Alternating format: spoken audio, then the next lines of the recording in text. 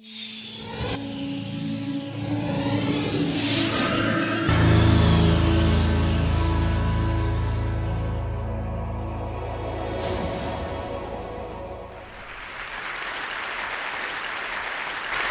I'm a woman with chronic schizophrenia. I've spent hundreds of days in psychiatric hospitals. I might have ended up spending most of my life on the back ward of a hospital, but that isn't how my life turned out.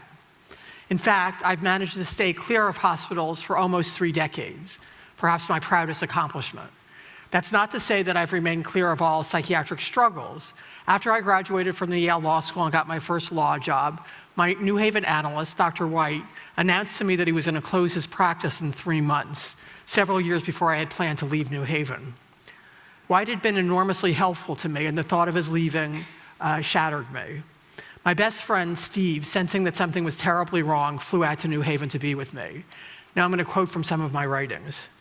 I opened the door to my studio apartment. Steve would later tell me that for all the times he had seen me psychotic, nothing could have prepared him for what he saw that day. For a week or more, I had barely eaten. I was gaunt. I walked as though my legs were wooden. My face looked and felt like a mask. I had closed all the curtains in the apartment, so in the middle of the day, the apartment was in near total darkness. The air was fetid, the room a shambles. Steve, both a lawyer and a psychologist, has treated many patients with severe mental illness, and to this day, he'll say I was as bad as any he had ever seen. Hi, I said, and then I returned to the couch where I sat in silence for several moments. Thank you for coming, Steve. Crumbling world, word, voice. Tell the clocks to stop. Time has come. White is leaving, Steve said somberly. I'm being pushed into a grave. The situation is grave, I moan. Gravity is pulling me down. I'm scared. Tell them to get away. As a young woman, I was in a psychiatric hospital on 3 different occasions for lengthy periods. My doctors diagnosed me with chronic schizophrenia and gave me a prognosis of, quote, grave. That is, at best, I was expected to live in aborted care and work at menial jobs. Fortunately, I did not actually enact that grave prognosis. Instead, I'm a chaired professor of law, psychology, and psychiatry at the USC Gould School of Law. I have many close friends, and I have a beloved husband, Will, who's here with us today. Thank you.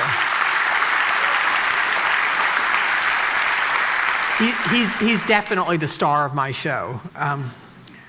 I'd like to share with you how that happened and also describe my experience of being psychotic. I hasten to add that it's my experience because everyone becomes psychotic in his or her own way. Let's start with the definition of schizophrenia. Schizophrenia is a brain disease. Its defining feature is psychosis, or being out of touch with reality. Delusions and hallucinations are hallmarks of the illness. Delusions are fixed and false beliefs that aren't responsive to evidence, and hallucinations are false sensory experiences. For example, when I'm a psychotic, I often have the delusion that I've killed hundreds of thousands of people with my thoughts. I sometimes have the idea that nuclear explosions are about to be set off in my brain. Occasionally, I have hallucinations, like one time I turned around and saw a man with a raised knife. Imagine having a nightmare while you're awake. Often, speech and thinking become disorganized to the point of incoherence. Loose associations involves putting together words that may sound a lot alike but don't make sense. And if the words get jumbled up enough, it's called word salad. Contrary to what many people think, schizophrenia is not the same as multiple personality disorder or split personality. The schizophrenic mind is not split, but shattered. Everyone has seen a street person, unkempt, probably ill-fed, standing outside of an office building, muttering to himself or shouting. This person is likely to have some form of schizophrenia. But schizophrenia presents itself across a wide array of socioeconomic status, and there are people with the illness who are full-time professionals with major responsibilities. Several years ago, I decided to write down my experiences and my personal journey, and I want to share some more of that story with you today to convey the inside view. So the following episode happened the 7th week of my first semester of my first year at Yale Law School, quoting from my writings. My 2 classmates, Rebel and Val, and I, had made the date to meet in the law school library on Friday night to work on our memo assignment together. But we didn't get far before I was talking in ways that made no sense. Memos are visitations, I informed them. They make certain points. The point is on your head. Pat used to say that. Have you killed anyone? Rebel and Val looked at me as if they or I had been splashed in the face with cold water. "What are you talking about, Ellen?" "Oh, you know, the usual, who's what, what's who, heaven and hell. Let's go out on the roof. It's a flat surface, it's safe." Rebel and Val followed, and they asked what had gotten into me. "This is the real me," I announced, waving my arms above my head. And then, late on a Friday night, on the roof of the Yale Law School, I began to sing, and not quietly either. "Come to the Florida sunshine bush. Do you want to dance?" "Are you on drugs?" one asked. "Are you high?" "High, me? No way, no drugs. Come to the Florida sunshine bush, where there are lemons, where they make demons." "You're frightening me," one of them said, and Rebel and Val headed back into the library. I shrugged and followed them. Back inside, I asked my classmates if they were having the same experience of words jumping around our cases as I was. "I think someone's infiltrated my copies of the cases," I've said. "We've got a case to joint. I don't believe in joints, but they do hold your body together." It's an example of loose associations. Eventually, I made my way back to my dorm room, and once there, I couldn't settle down. My head was too full of noise, too full of orange trees and law memos I could not write and mass murders I knew I would be responsible for. Sitting on my bed, I rocked back and forth, moaning in fear and isolation. This episode led to my first hospitalization in America. I had 2 earlier in England, continuing with the writings. The next morning, I went to my professor's office to ask for an extension on the memo assignment, and I began gibbering unintelligibly as I had the night before, and he eventually brought me to the emergency room. Once there, someone I'll just call the doctor and his whole team of goons swooped down, lifted me high into the air, and slammed me down on a metal bed with such force that I saw stars. Then they strapped my legs and arms to the metal bed with thick leather straps. A sound came out of my mouth that I'd never heard before. Half groan, half scream, barely human, and pure terror. Then the sound came again, forced from somewhere deep inside my belly and scraping my throat raw. This incident resulted in my involuntary hospitalization. One of the reasons the doctors gave for hospitalizing me against my will was that I was, quote, gravely disabled. To support this view, they wrote in my chart that I was unable to do my Yale Law School homework. I wondered what that meant about much of the rest of New Haven.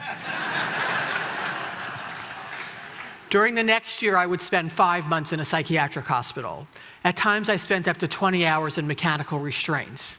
Arms and legs tied down, arms and legs tied down with a net tied tightly across my chest. I never struck anyone, I never harmed anyone, I never made any direct threats. If you've never been restrained yourself, you may have a benign image of the experience. There's nothing benign about it. Every week in the United States, it's been estimated that 1 to 3 people die in restraints. They strangle, they aspirate their vomit, they suffocate, they have a heart attack. It's unclear whether using mechanical restraints is actually saving lives or costing lives. While I was preparing to write my student note for the Yale Law Journal on mechanical restraints, I consulted an eminent law professor who was also a psychiatrist and said surely he would agree that restraints must be degrading, painful, and frightening. He looked at me in a knowing way and said, "Ellen, you don't really understand. These people are psychotic. They're different from me and you. They wouldn't experience restraints as we would." I didn't have the courage to tell him in that moment that no, we're not that different from him. We don't like to be strapped down to a bed and left to suffer for hours any more than he would. In fact, until very recently, and I'm sure some people still hold it, is the view that restraints help psychiatric patients feel safe.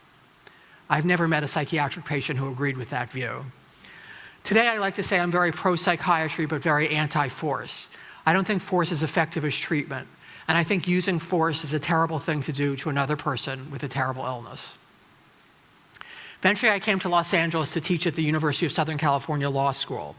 For years, I had resisted medication, making many, many efforts to get off.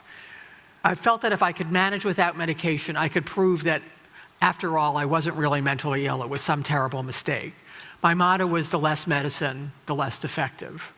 My LA analyst, Dr. Kaplan, was urging me just to stay on medication and get on with my life, but I decided I wanted to make one last college try to get off, quoting from the text. I started the reduction of my meds, and within a short time, I began feeling the effects. After returning from a trip to Oxford, I marched into Kaplan's office, headed straight for the corner, crouched down, covered my face, and began shaking. All around me, I sensed evil beings poised with daggers. They'd slice me up in thin slices or make me swallow hot coals. Kaplan would later describe me as, quote, writhing in agony. Even in this state, what he accurately described as acutely and floridly psychotic, I refused to take more medication. The mission is not yet complete. Immediately after the appointment with Kaplan, I went to see Dr. Martyr, a schizophrenia expert who was following me for medication side effects. He was under the impression that I had a mild psychotic illness. Once in his office, I sat on his couch, folded over, and began muttering. Head explosions and people trying to kill. Is it okay if I totally trash your office? You need to leave if you think you're going to do that, said Martyr. Okay, small, fire on ice. Tell them not to kill me. Tell them not to kill me. What have I done wrong? Hundreds of thousands with thoughts, interdiction. Ellen, do you feel like you're dangerous to yourself or others? I think you need to be in the hospital. I could get you admitted right away and the whole thing could be very discreet. Ha, ha, ha. You're offering to put me in hospitals? Hospitals are bad, they're mad, they're sad. One must stay away. I'm God, or I used to be. At that point in the text where I said, I'm God, or I used to be, my husband made a marginal note. He said, did you quit or were you fired? I give life and I take it away. Forgive me for I know not what I do. Eventually, I broke down in front of friends and everybody convinced me to take more medication. I could no longer deny the truth and I could not change it. The wall that kept me, Ellen, Professor Sachs, separate from that insane woman hospitalized years past, lay smashed and in ruins. Everything about this illness says I shouldn't be here, but I am. And I am, I think, for 3 reasons. First, I've had excellent treatment. 4 to 5 day a week psychoanalytic psychotherapy for decades and continuing, and excellent psychopharmacology. Second, I have many close family members and friends who know me and know my illness. These relationships have given my life a meaning and a depth, and they also help me navigate my life in the face of symptoms. Third, I work at an enormously supportive workplace at USC Law School. This is a place that not only accommodates my needs, but actually embraces them. It's also a very intellectually stimulating place, and occupying my mind with complex problems has been my best and most powerful and most reliable defense against my mental illness. Even with all that, excellent treatment, wonderful family and friends, supportive work environment, I did not make my illness public until relatively late in life. And that's because the stigma against mental illness is so powerful that I didn't feel safe with people knowing. If you hear nothing else today, please hear this. There are not schizophrenics. There are people with schizophrenia. And these people may be your spouse, they may be your child, they may be your neighbor, they may be your friend, they may be your coworker.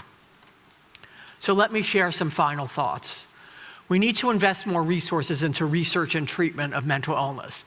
The better we understand these illnesses, the better the treatments we can provide, and the better the treatments we can provide, the more we can offer people care and not have to use force. Also, we must stop criminalizing mental illness. It's a national tragedy and scandal that the LA County Jail is the biggest psychiatric facility in the United States. American prisons and jails are filled with people who suffer from severe mental illness, and many of them are there because they never received adequate treatment. I could have easily ended up there or on the streets myself. A message to the entertainment industry and to the press. On the whole, you've done a wonderful job fighting stigma and prejudice of many kinds. Please continue to let us see characters in your movies, your plays, your columns who suffer with severe mental illness. Portray them sympathetically and portray them in all the richness and depth of their experience as people and not as diagnoses. Recently, a friend posed a question. If there were a pill I could take that would instantly cure me, would I take it? The poet Rainer Maria Rilke was offered psychoanalysis. He declined, saying, don't take my devils away because my angels may flee too. My psychosis, on the other hand, is a waking nightmare in which my devils are so terrifying that all my angels have already fled. So would I take the pill in an instant? That said, I don't wish to be seen as regretting the life I could have had if I'd not been mentally ill, nor am I asking anyone for their pity. What I rather wish to say is that the humanity we all share is more important than the mental illness we may not. What those of us who suffer with mental illness want is what everybody wants. In the words of Sigmund Freud, to work and to love. Thank you.